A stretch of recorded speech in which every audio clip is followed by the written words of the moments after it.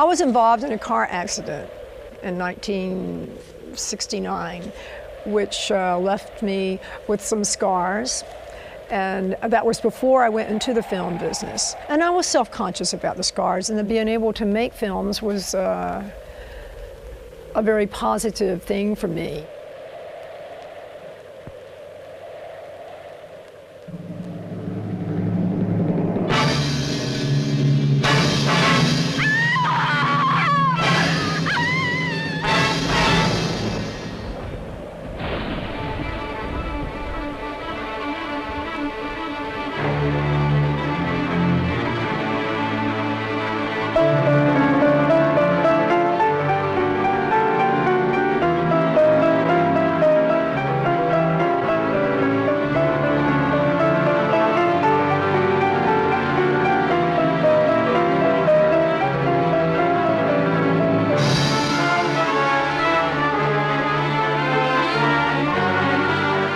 I got involved in film by going to Italy.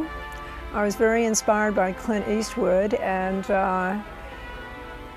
so I thought I would like also to go to Italy because I have an uncle that's an Italian. And I started off by making commercials and doing extra work and doing doubles. And some of the commercials I got were because of a photograph that I had at the time where I'm wearing glasses, and they cast me as a secretary. And then after the first year I was there, I got my first role in a film, and that was What Have You Done with Solange? I sent my resume and pictures to Franco Zeffirelli for the picture Sister Luna, Brother Sun, hoping and praying that he would call me. And I did not get a call from him, but 2 or 3 months later, I got a call from the director, Massimo Dallamano. And we made an appointment to see each other. And I went, because he found my photographs going through Zeffirelli's files. He had files and files of photographs of actors and actresses. And he interviewed me, and we talked about the part in Solange, and he said, you look like this part, and you're going to do this film, and et cetera, et cetera. And we went from there.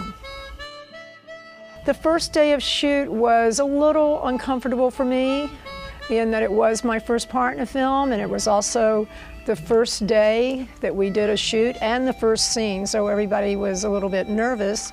And I took the direction the wrong way and got shouted at, and kind of like, oh, you know, and the drama coach that was hiding behind this huge tree said, Camille, just take a big, deep breath. I know you have a lump in your throat, and it's going to be okay. And what he was trying to get across to you is run that way and then take a right and look this way, and I got it. And after that, we had no problems with communication, because he kind of scared me. He shouted at me.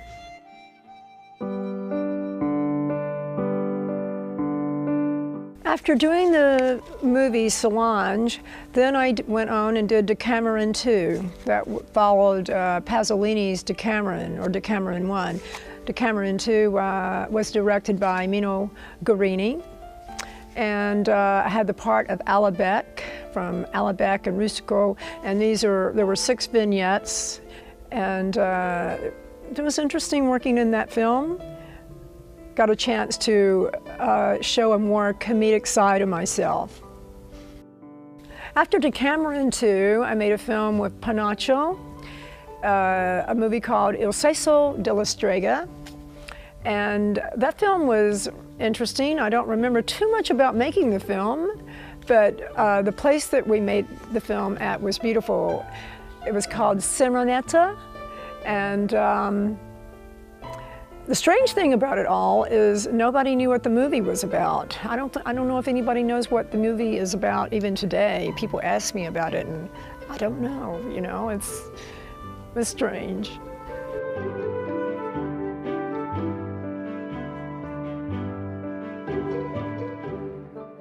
I made the film The Tragic Ceremony, and that was wonderful because I got to work with Ricardo Freda, who made, I don't know, 80 films, a lot of films, and I got the part of Anne, and I worked with a young cast in this movie.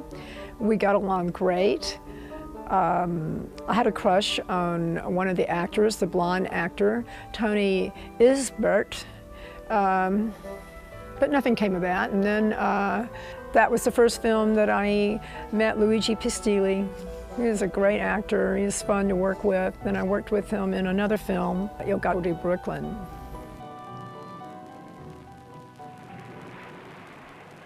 Sono dei giovani. Li ho fatti entrare e adesso sono nel garage. E I nostri amici? Sono giù che aspettano. And Luciana Paluzzi was just fabulous to work with. She was great. She was fun. I had a scene with her, and I was laid out on a slab, about to be sacrificed.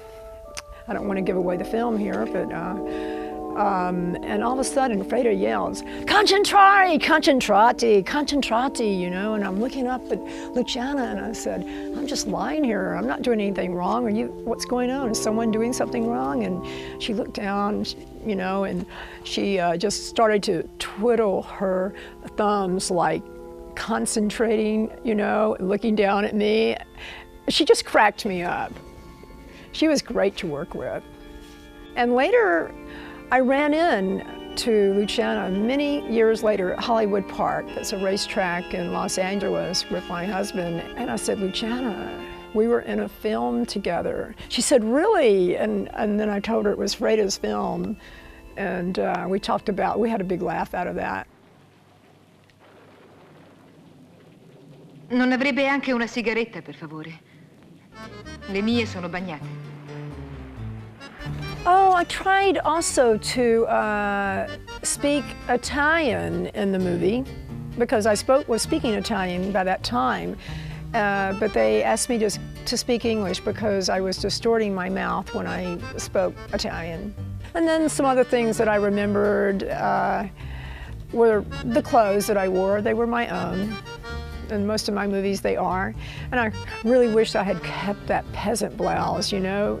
Darn, you know. And another thing that I noticed after you sent me the film, after so many years, you know, I had not seen the film in many years, and I was looking at the film and the similarities the film has with I Spit on Your Grave.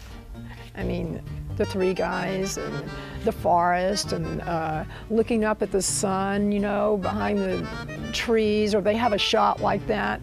And that river scene where I'm looking in the Massimo Valverde, who is dying in the end, and I'm sitting there kind of like, you know, looking at him and kind of smiling. And there's a similar scene like that, and I Spit on Your Grave.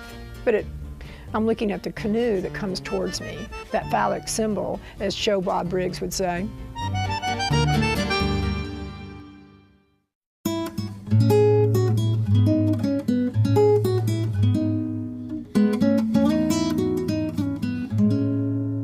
If I was going to do the Gloria Swanson thing, you know, out of Sunset Boulevard, I think Madeline, Anatomy di un Incubo would be the film that I would like to look at, but, you know, I don't sit around looking at my films, but that was my favorite film. It's a paranormal or parapsychological subject matter, and it's about a girl that has, or a young lady that has a dream / nightmare, and it's you have to follow it very closely to understand it, like some of the other films in Italy that they've done, and any films really, but a lot of films during that time were like that. Italy was a great education for me living there. I learned a lot. I grew up there. I learned how to become independent, and I learned how to cook.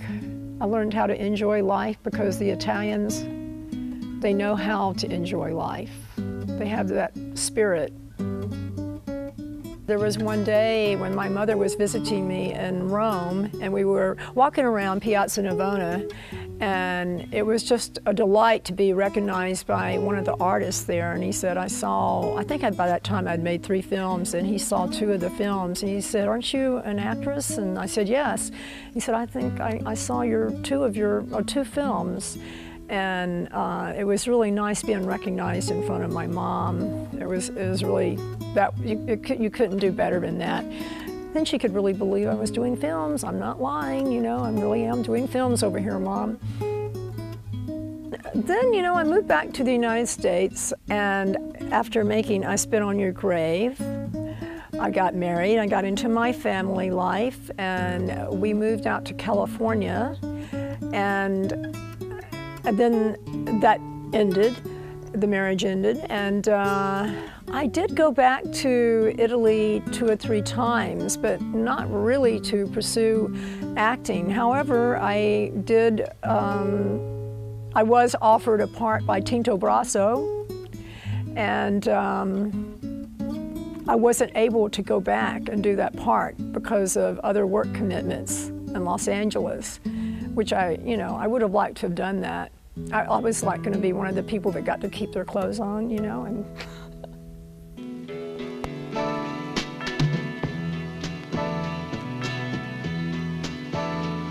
più breve del trepido battere d'ali d'un insetto morente.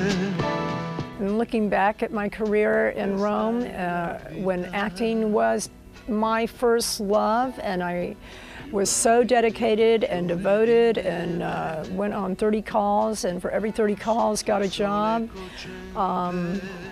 It was wonderful, and I'd always like to go back to acting. You never get over it. Un fiume di lacrime amare e di inutili ansie e di gioie smarrite e mai